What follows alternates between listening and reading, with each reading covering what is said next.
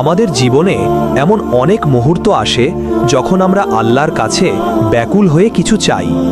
হয়তো কোনো চাওয়া পূরণ হয়, আবার অনেক দোয়া কবুল হয় না। তখন আমাদের মনে প্রশ্ন জাগে, কেন এমন হয়? আল্লাহ কি আমার কথা শোনেননি? না, এমনটা ভাবা ভুল। আমাদের প্রিয় নবী রাসূলুল্লাহ সাল্লাল্লাহু আলাইহি ওয়াসাল্লাম এই বিষয়ে আমাদের দারুণ একটি শিক্ষা দিয়েছেন। আসুন একটি হাদিসের ঘটনা শুনি। একবার সাহাবায়ে কেরাম রাসূলুল্লাহ সাল্লাল্লাহু আলাইহি ওয়াসাল্লামের কাছে জিজ্ঞাসা করলেন, ইয়া রাসূলুল্লাহ, আমরা আল্লাহর কাছে যা চাই তার সব কি আমাদের দেওয়া হয়? রাসূলুল্লাহ সাল্লাল্লাহু আলাইহি ওয়াসাল্লাম মুচকি হেসে বললেন, যে কোনো মুসলিম আল্লাহর কাছে এমন কোনো দোয়া পড়ে যাতে কোনো গুনাহ বা আত্মীয়তার সম্পর্ক ছিন্ন করার কথা থাকে না, আল্লাহ তাকে তিনটির মধ্যে একটি জিনিস দান করেন।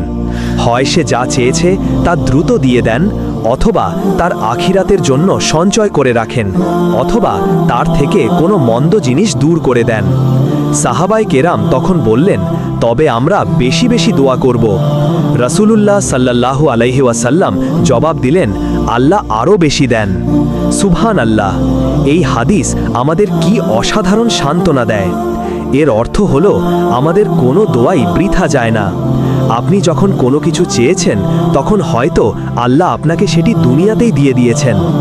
যদি না দেন তবে এর বিনিময়ে তিনি আপনার জন্য আখিরাতে বিশাল প্রতিদান জমা করে রেখেছেন, যা কিয়ামতের দিন আপনাকে আনন্দে ভাসিয়ে দেবে।